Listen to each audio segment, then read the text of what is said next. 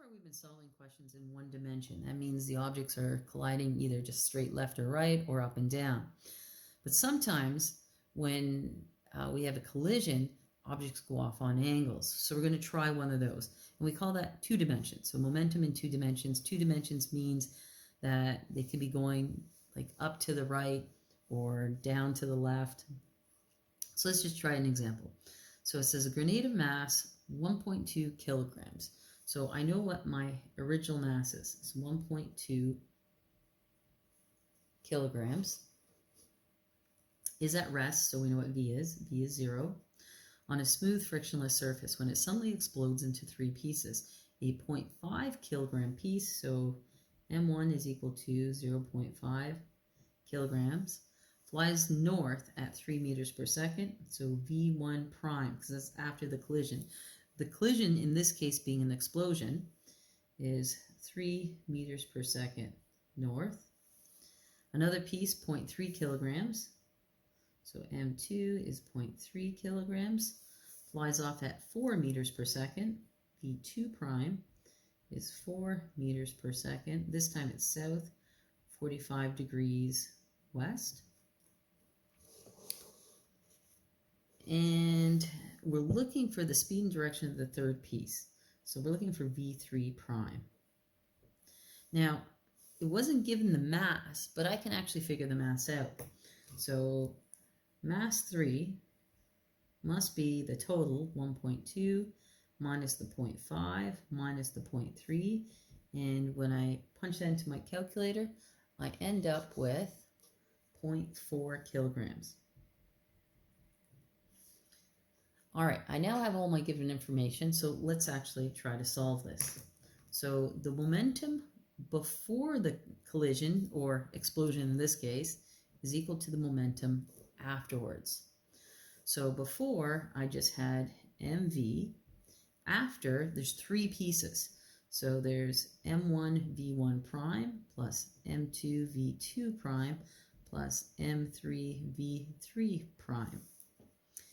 Well, before the explosion, the speed was 0. So all this is equal to 0. So let's plug in what we know. So mass 1 was 0.5 times 3 north. Mass 2 was 0.3 times 4. The direction was south 45 west. Plus mass 3 is 0.4, but I don't know what V3 prime is. That's actually what I'm looking for. So this piece, and this piece add to give me 0. Let's simplify this a little bit. I can put some of these numbers into my calculator. So 0.5 times 3 is 1.5. That's north. 0.3 times 4 is 1.2. South 45 west. And nothing new about this one. So what we have here are three vectors, 1, 2, 3, that add to give me 0. So I'm going to have to draw this to get a better idea of what I'm dealing with here.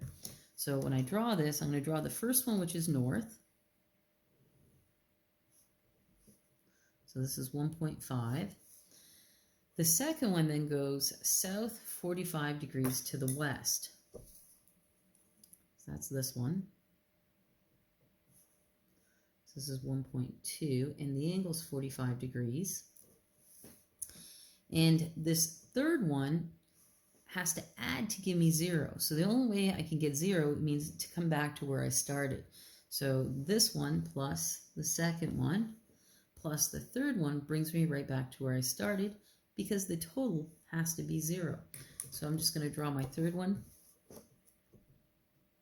And again, I know it's over here because the purple plus the pink plus the green have to add to give me 0, and 0 means I'm right back to where I started.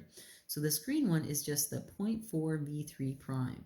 So 0.4 V3 prime. Now, when I look at this, well, it's a triangle. And if I have the contained angle and the two sides beside it, I can use cosine law to figure out what this third side is. So I'm just going to label them C, A, B, only because I'm used to starting the cosine law off with c squared. So the cosine law is c squared is equal to a squared plus b squared minus 2ab cos c.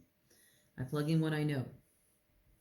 A is 1.5, B is 1.2, 2 times A, which is 1.5, times B, which is 1.2, I don't know why I put brackets in, cos the angle, which was 45 degrees. When I put all that into my calculator, I get 1.1444. But I don't want c squared, I want c. So if I take the square root of both sides, I end up with c being equal to 1.06977. So that is my third side of my triangle. So now I can actually solve for the speed, because I know that 0.4 v3 prime is equal to 1.06977. So v3 prime is equal to 2.7. Now that's only a speed. I still need to calculate my angle. So what I'm going to do is just redraw my diagram down here where you can see it. And what I had in my diagram was one vector going straight north, and then another one going at a 45-degree angle, and my third one comes right back to where I started over here. So this one was 1.5, this is 1.2, and this one, if I remember, is my 0.4 v3 prime, so that's the 1.60977. So I should write the right number in. So 1.06977. I know this angle in here is 45 degrees. And I got to think back to math class. What I'm trying to find is the angle that this third vector goes off on. So if I draw a side parallel to this first vector north, well, this is Z pattern. So alternating angle theorem, where if this is parallel to this inside 45-degree angle is also equal to 45 degrees over here. So the two insides are the same. So if I know this little one's 45, if I can figure out this big one, well, then I can just subtract from 180 to figure out how far over this last vector is. So let's do that. I'm trying to find this. So I think I had labeled CAB. I'm going to use the sine law because I have the angle, the opposite side. I have the opposite side, and I'm looking for this angle. So let's write out the sine law. So the sine law is sine A over little a is equal to sine, in this case, C over little c. I know little a, I'm looking for the angle, capital A. So to move this onto the other side, I do it by multiplying. So I end up with sine A is equal to little a sine C over little c. Plug in what I know. Little a is 1.5. Sine angle C is 45. Divided by side C, which was 1.06977. And I end up with 82.5 degrees. So that's what the inside one is. This one is 82.5. So that's enough information for me to figure out what this third side is, because I know a straight line is equal to 180 degrees. So let's try to figure it out. I'm going to just give it green. I'm just going to call this other weird Greek symbol. So if I'm looking for that angle, well, basically it'll be 180, subtract 45, subtract 82.5. And when I put all of that into my calculator, I get 180 minus 45 minus 82.5 gives me 52.5 degrees.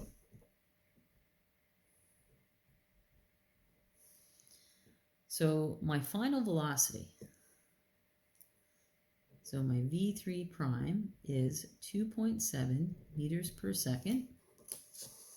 And I found